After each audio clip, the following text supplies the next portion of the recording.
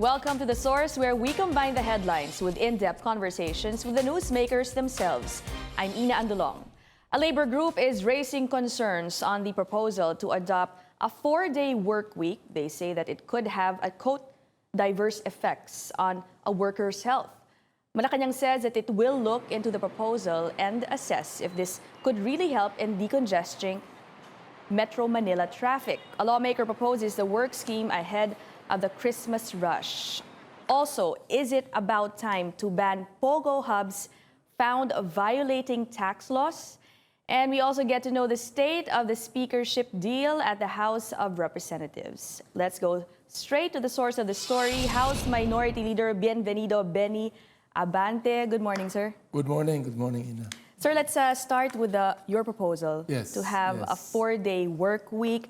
First off, you are asking Malacanang to consider this scheme for non-frontline government offices. Have you actually written the President about this to make your proposal formal? No, not yet. We just decided to just announce it and let the people and media know about it because, as you know, the traffic is getting worse every day, especially during the holidays. And I think that they should, we should do something about it. According to Waze, there is a seasonality in our traffic patterns. Of course, you know that, where people go to the malls, supermarkets, banks, bars, restaurants, everywhere.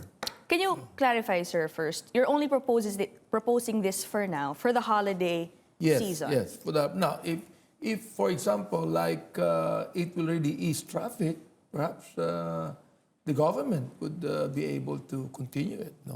I think that some measures can be discussed about with the DOLE so that companies and the government will be compensated as well as the workers be compensated. Can you tell us more first, sir, about how this 4-day work week should work? What benefits do you see this, and immediate po ba magiging effect nito as far as you're concerned? We know that Christmas Carmageddon is coming. It is inevitable, okay? What we are proposing is an interim measure to be adopted only for the duration of the holiday season. A 4-day work week. Our proposal is a 4-day work week wherein you add an additional hour at the start and at the end of the 4 work days for 2 hours each day. Then employees get 1 extra day off and get to enjoy a long weekend. This will only be in place for December. Practically 3 working weeks are affected here from December 2 to December 20, as the last 2 weeks of Christmas are already shortened because of the Christmas day and the result days, the holidays. We hope Malacanang can issue a directive making it mandatory in all government non-frontline offices, those offices that do not deal directly with the public. Okay, I understand, sir, you already have some government offices in mind that would follow this. Anong mga offices to, sir? In fact, in Congress, we're doing it na But for the government offices you're thinking of, ano po to? BIR, POEA, I understand. POEA, especially those offices that are actually along the EDSA route. And other offices that are in talagang naapektahan ng traffic. Okay, sir, some labor groups are already expressing their concerns over this proposal. First off, as you mentioned, this will have additional 2 hours of work. For workers, they say baka naman daw po makasama ito sa health ng workers. Also, how do you respond to concerns na paano po daw yung mga bayad on a daily basis? Hindi ba mababawasan ang kita nila? Hindi naman siguro mababawasan ang kita. Magkakaroon naman na adjustment yan eh. Okay. At pangalawa, meron silang day off. Meron silang day off. Ang pinag-uusapan dito, the key word in all this is family. Di ba? I mean, holiday season is about family. Nais natin magkaroon tayo ng mga mas maraming oras para sa pamilya. The OFWs come home, relatives living abroad come home. So we should explore ways to give workers in Metro Manila more time to spend for their loved ones. How do you see this, sir, lessening traffic? Meron po ba kayong study showing that, if these government workers adjust to a 4-day work scheme, gaano kalaki ang mababawas po sa traffic? Actually, we have not really studied yet kung talagang gaano kalaki ang bawas. Pero kahit, tinan nyo, ang ating mga malls ngayon, open at 11 o'clock in the morning. Di ba? At ginagawa na yun to every year. Okay? So palagay ko itong 4-day work week na ito could do something to ease the traffic in Metro Manila. Okay. Sir, I'll just go back to a point you made earlier that adjustments will be made to workers' pay. That's in response to concerns na baka daw po kasi mabawasan yung kita. Can you tell us paano yung adjustment? Kasi will that still cover the full day na mawawala, yung magiging day off po nila? Madadagdagan lang ng siguro mga 1 hour or maybe around 2 hours, no? And then meron silang day off, walang Biyernes, walang Sabado, walang Linggo. They have more time with the family. And I think that the company should be able to make adjustment to the salaries. Okay. Doon na lang. Per hour, per workday. Labor officials are saying, sir, you cannot make this compulsory, especially if you want the private companies to also follow this scheme. Of course not. Now, the DOLE has some requisites for the 4-day work week to be adopted. Unang-una, the scheme is expressly and voluntarily supported by the majority of the employees affected. Kinakailangan suportado ng majority ng mga empleyado.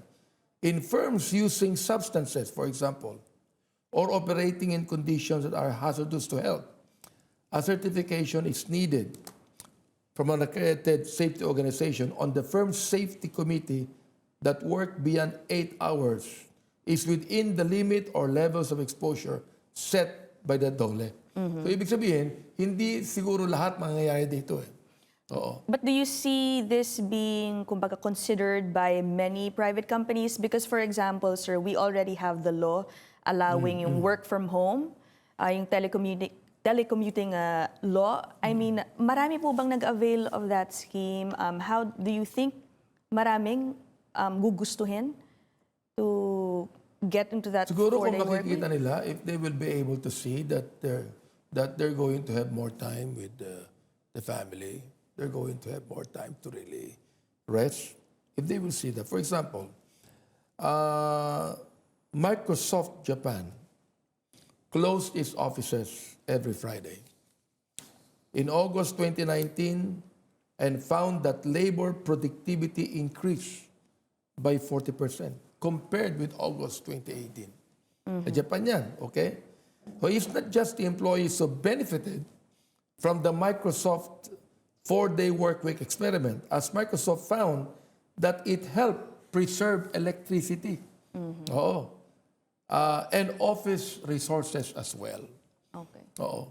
Before we move on, sir, to another topic, ano po ba ang status ng bills nito? I understand there are 2 bills now pending at the House of Representatives pushing for a compressed work week. Actually, I have not actually seen the bill yet. No? Sa akin palagay, it cannot be forced into a law. Oo. You cannot just make it a bill and make it a law. I think that it must be upon the decision of the companies themselves. Okay. We'll be taking a short break first. This is a source on CNN Philippines. Please stay tuned.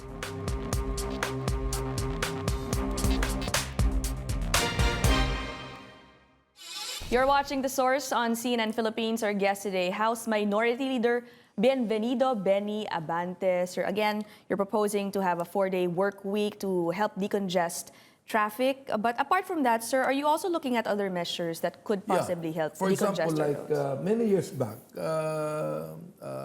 Congressman Biane Fernando, made some U-turns, EDSA.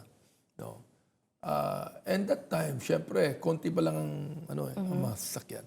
But now it's tripled. So I was thinking na tanggalin na yung mga U-turn na yan, and then yung fast lane should be dedicated to pool. Cars, Yung carpools. carpools. For example, like 2 or 3 passengers, doon dadaan. Hindi yung mga isa lang. Okay? Ngayon, kung halimbawa, pupunta ka sa... Paano, sir, yung mga gusto mag-ito, sana ngayon sila iikot? Iikot sila. Dulo. Oo, dulo. Iikot sila. Can you give us an example, sir? For example, like at EDSA, no? Shaw Boulevard. Itong Shaw Boulevard. Meron dyan, tama, sa Oo, Shaw crossing. Boulevard. Okay. Tapos, Quezon Boulevard, Cubao. Okay. They will turn right to Shaw Boulevard. Okay. And then make a U-turn where they would be going. But they cannot make a U-turn sa EDSA to go left. Okay, only on EDSA. Only on EDSA. Only on Okay. EDSA. Let's move on now, sir, sa isa Sige. pang topic. You've been also talking about yung issue with POGOs. You said that the government should just ban POGO operations if they cannot be taxed. Yes. Are you going to make this a formal proposal? I will. I will.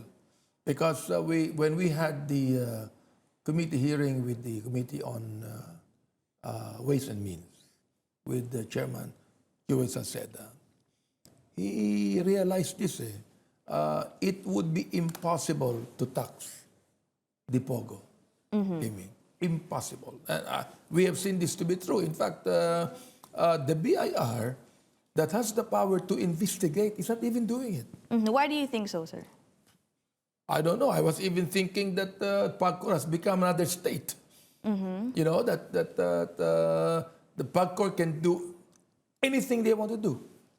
Sir, I read a report quoting the Solicitor General. The Solgen is basically saying that POGOs cannot be taxed because of the source of income principle daw po of the tax code. Basically because these operations are earning from bets made abroad, nothing to do with the Philippines. Totoo ba yun, sir? What's your take on that? We heard that. I still yet to see the memorandum, no, by the Solgen, kung talagang ginawa niya na hindi pwedeng i-tax yan.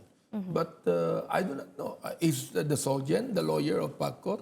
I'm wondering, no. So he will have to face the committee hearing today.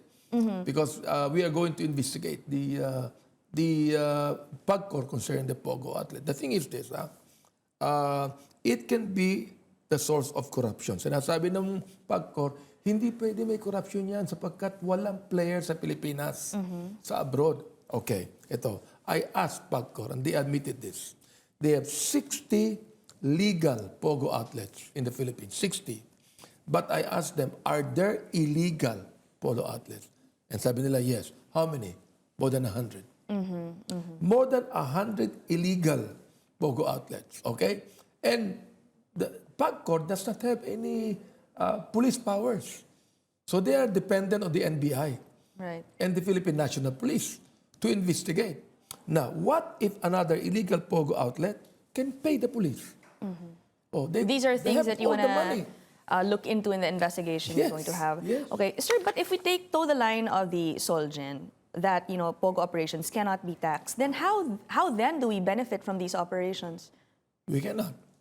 That's why I said, if we cannot honestly tax POGO, scrap it, ban it altogether. So you want them out, sir? I mean, it would be a complicated situation, to ask all of them to leave. There are so many of them here right now. How do you see that happening? Well, you know what? PAGCOR is saying that there are different nationalities that are here sa POGO, no? Chinese comprise 88%. Okay. And they said that 88% only has 61,000 Chinese. But there are more than 200,000. And PAGCOR cannot even regulate them. They cannot tax. We cannot even regulate these things. Impossible. Almost next to impossible to regulate the POGO outlets, to tax the POGO outlets. Okay. Now, do you have the list? I said, do you have the list of all the listings, data of all of the Chinese entering the country? Wala sila. Okay. So they are dependent on the immigration. Now, they are given they are given tourist visas, and they convert that to work visas. For how many months? For how many years? Right. Last, sir, before we let you go, but Malacanang has been expressing concern about the increasing number of undocumented Chinese workers involved in POGO operations. With all these developments, do you think it's an even bigger problem now? Oh, yes. Yes, I think we have a bigger problem now. Concerning security, what do you mean? The thing is, we do not even know who these Chinese are. What we know is in China, almost everyone is part of the military. If you are a Chinese and a communist, you are part of the military. So we don't even know if they're coming here and they're part of the military. We're seeing some, we're hearing some people calling this an invasion. Do you think we're at that? It might be so. If the government will not do something about it, you see, they're going to have a massive influx of Chinese in the country, and later on, we would not even know what to do about it. Okay, thank you very much, sir. House Minority Leader Bienvenido Benny Abante will be taking another short break. When we come back, is it about time to suspend the rice tariffication law amid the influx of imported rice in the country? This is The Source on CNN Philippines. Please stay tuned.